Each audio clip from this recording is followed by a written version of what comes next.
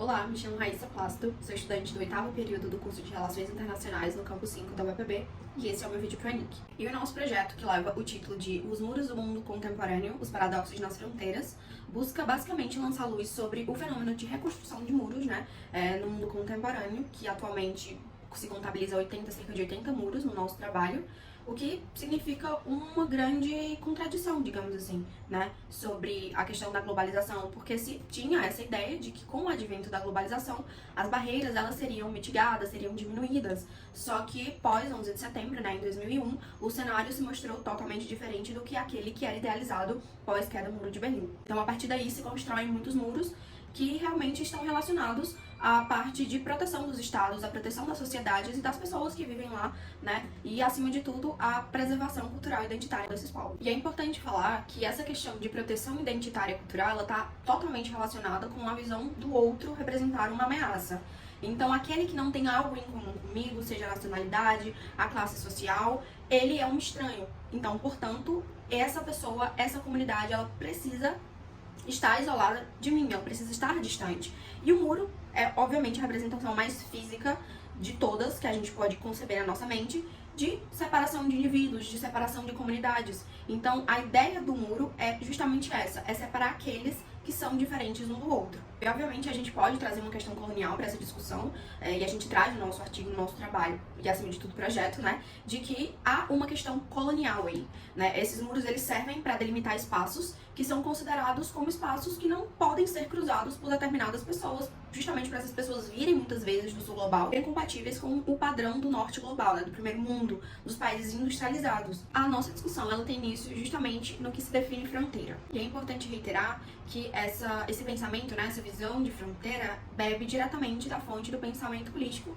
que está também diretamente atrelado à perspectiva do Estado-nação, ou seja, do território que vem aí com a Paz de Westfália em 1648. E a partir de Westfália, em 1648, a gente tem 3 pilares centrais ali dos acordos que são estabelecidos entre os países europeus, que vão delinear a forma como estes próprios países eles irão lidar com os territórios uns dos outros. O primeiro deles seria o reconhecimento da soberania dos estados, que, portanto, levaria à não ingerência, ou seja, os estados não deveriam, digamos assim, se intrometer na vida dos outros, não deveriam interferir um na vida dos outros, na dinâmica interna um dos outros. O terceiro ponto seria a igualdade entre estados soberanos. A partir daí, surge essa necessidade de se compreender o que são as fronteiras internacionais, justamente para você não exceder os limites das suas próprias fronteiras, e acabar interferindo nas demais. Tivemos como objetivo geral desse trabalho analisar as novas perspectivas de fronteiras, para que é que elas servem nos dias atuais e o porquê se é tão contraditório construir muros nessas fronteiras que outrora foram espaços de integração e de miscigenação cultural, digamos assim. A metodologia existente nesse trabalho ela é de natureza básica. A gente busca aprofundar esse debate teórico sobre a questão das fronteiras e da própria reconstrução de muros que representam um fenômeno paradoxal nos dias atuais e como esses fenômenos eles interferem na vida das pessoas, dos migrantes e dos próprios estados. A nossa pesquisa ela é descritiva e exploratória, já que a gente se utiliza de livros, de artigos, de notícias, enfim, para compor o nosso trabalho. E por fim, no âmbito da nossa abordagem, a nossa pesquisa ela é qualitativa, já que a gente concebe análises críticas com base nos dados que coletamos. No âmbito das discussões teóricas, a gente trouxe autores de diversas áreas que, querendo ou não, elas estão relacionadas às relações internacionais, justamente pelo campo das RI, ele ser tão multidisciplinar e beber de tantas fontes de conhecimento. Então, na parte geográfica, temos os autores Rudolf Gehlen e Rogério Rasbaer. E na parte sociológica, a gente decidiu prosseguir com a Shirley Bembe, e já no campo das ciências políticas, Elizabeth Vallet e Wendy Brown. Na parte geográfica, a gente se utilizou dos conceitos de Gehlen, que versam sobre as questões geográficas estarem totalmente atreladas à capacidade de poder de um estado.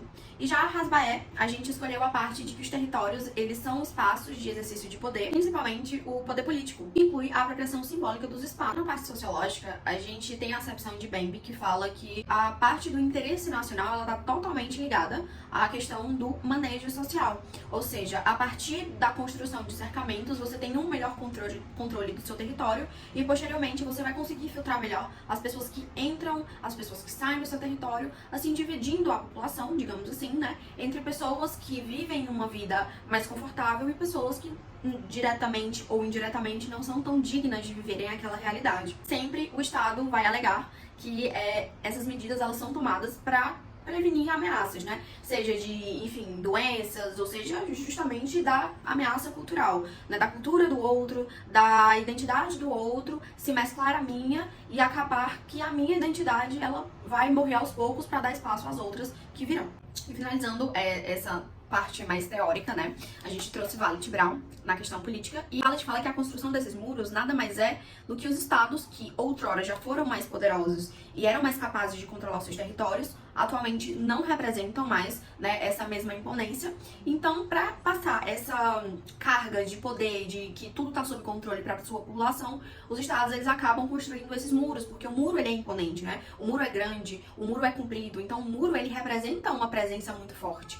Então, assim, os estados eles constroem muros mesmo sabendo que os muros não vão ser eficientes. Os muros, de certa forma, vão representar uma entidade que vai dar mais, né, orgulho para as pessoas terem mais uma percepção de que, não, a gente realmente está seguro, o nosso governo realmente está tomando de conta das coisas da forma que elas deveriam ser. Para um complemento é que a construção desses muros, ela não está diretamente focada em coibir outros agentes estatais, né, outros agentes soberanos, mas sim atores transnacionais, como, por exemplo, grupo de refugiados, grupos de imigrantes e até mesmo, né, grupos criminosos internacionais. E o que a gente conclui com a nossa pesquisa?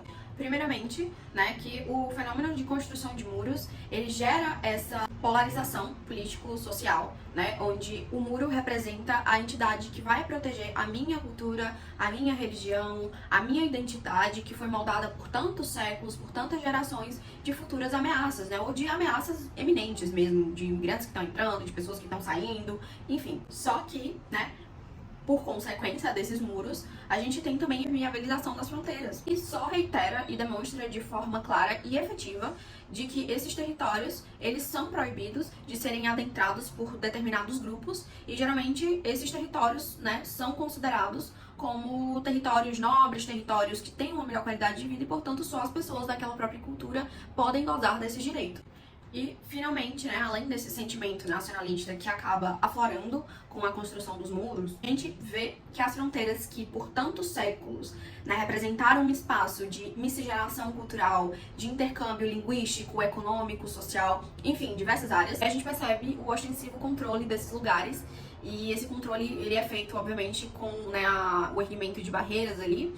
E tudo isso representa um grande paradoxo, porque o que se era considerado uma área de mistura, hoje é uma área de divisão. É uma área que divide povos, divide culturas e até mesmo pessoas do mesmo país. E, por fim, com toda essa carga, né, de poderio, de que os estados eles são, sim, competentes o suficiente para se defenderem, a gente tem essa reafirmação do poder estatal, né, de que o Estado sempre vai estar ali pelas pessoas, sempre vai estar ali para proteger as pessoas, seja de um grupo de pessoas que são refugiados, ou de um grupo de criminosos, ou de, enfim, de qualquer ameaça que venha para interferir no modo que as pessoas vivem, no modo que as pessoas se relacionam e no modo que as pessoas expressam as suas culturas.